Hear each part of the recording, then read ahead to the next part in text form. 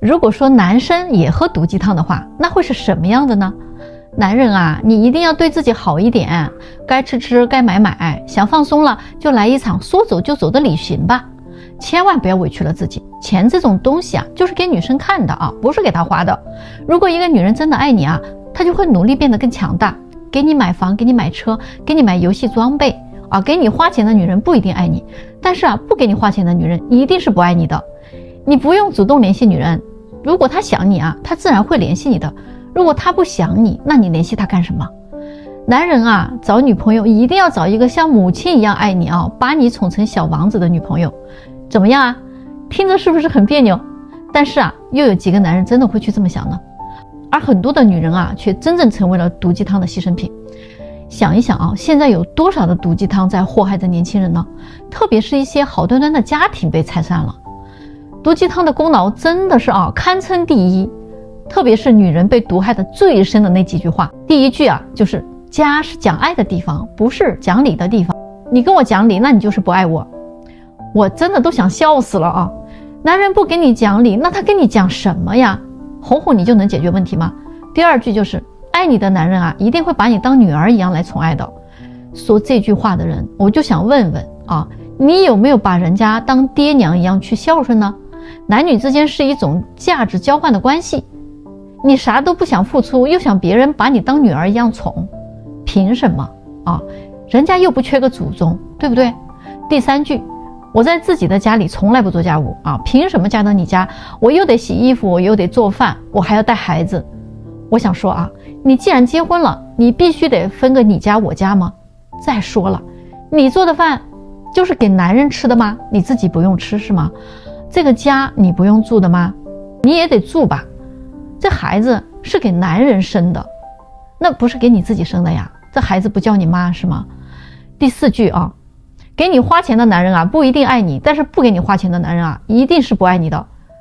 那我请问你是一个什么东西呢？啊，你是一个被交易的商品吗？最后一句话啊，只要女人能生孩子呀，就没有真正的男女平等了。如果想平等，让男人也生孩子，我就想问问你，如果男人自己能生孩子的话，那还要你干什么呢？千万不要小看这些女权主义的毒鸡汤。一个人长期被这种思想灌输啊，他的价值观都会扭曲的，最后自己都不知道自己为什么就分手了，就离婚了。你们说对不对？现在啊，有很多大龄剩女啊，虽然她学历高，工作好，但是在找对象这件事情上，真的是被现实打脸的。你会觉得又可怜又可恨。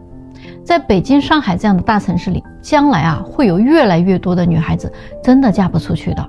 你先别急着反驳我大龄剩女看到这儿可能也很着急想骂我。但是呢，有很多的案例证实了大龄剩女她们有些共性是阻碍她们脱单的。基本上有以下这3点第一呢，她们找对象太挑剔了。第二呢，就是她们活得太毒了。第三呢，就是恋商非常低。你看完了之后觉得我说的不对，你再喷我我就拿前几天到我这儿来的一个33岁的大龄女生的案例来讲讲吧。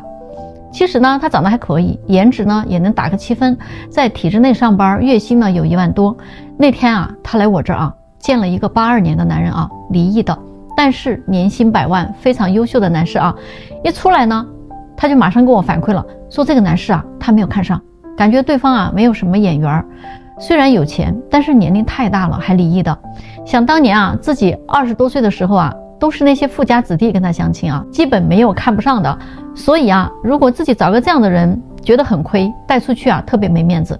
他觉得自己还没有沦落到要找一个离异的人，长相自己还不太喜欢，年龄还那么大。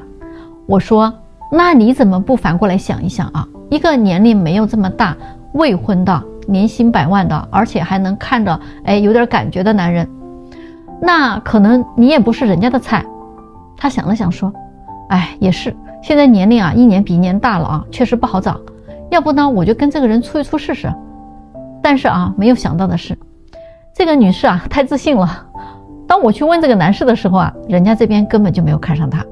男士跟我说这位女士聊天真的特别不舒服，一坐下来就问他为什么离婚的。男士呢简单说了离异原因之后他又立马追问，那这几年你又谈了几个呢？然后为什么又分手了呢？你看看这些问题。那他第二个问题就是问啊，人家房子有多少套，在北京啊什么位置，公司的一年利润大概有多少，还问男士半年了有没有结婚的打算。你说你都没有看上人家，你还问这么多东西干什么呢？这个就是他的问题啊，情商啊太低了。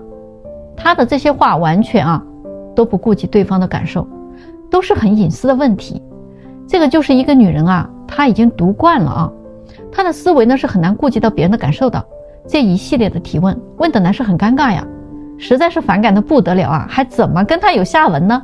啊，这些大龄剩女的通病啊就是这样的啊，他挑了收入挑颜值，挑了颜值挑学历，挑了学历挑资产，挑完这些他还要挑性格。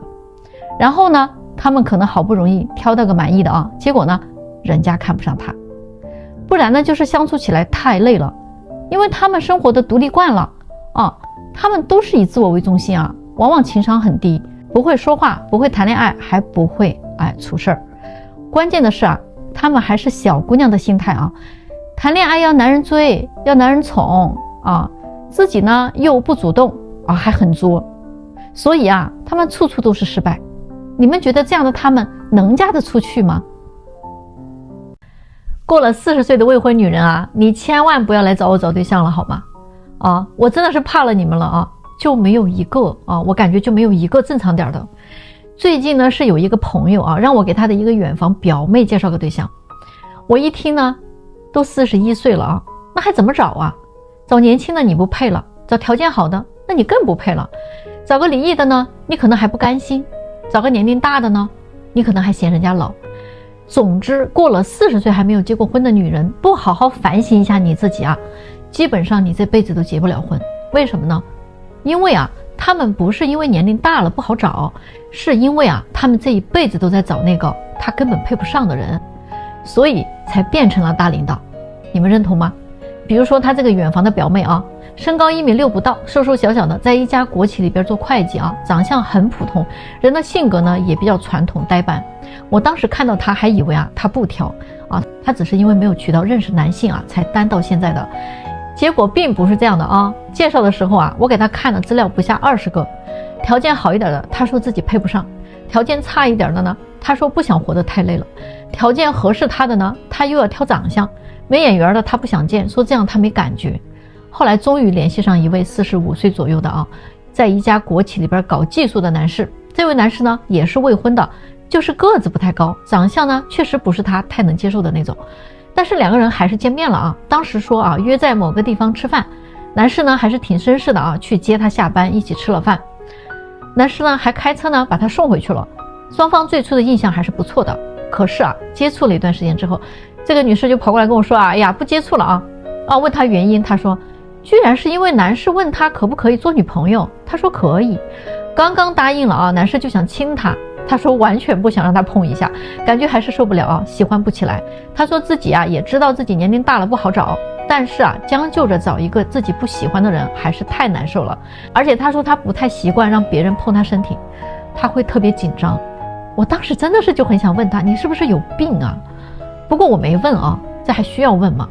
然后我又给他介绍了一位离异的啊48岁的男士，长相身高和工作啊他都很满意，于是两个人呢又见面了。约会的当天两个人也是约到外边吃饭啊，结果两个人吃完饭又不欢而散了。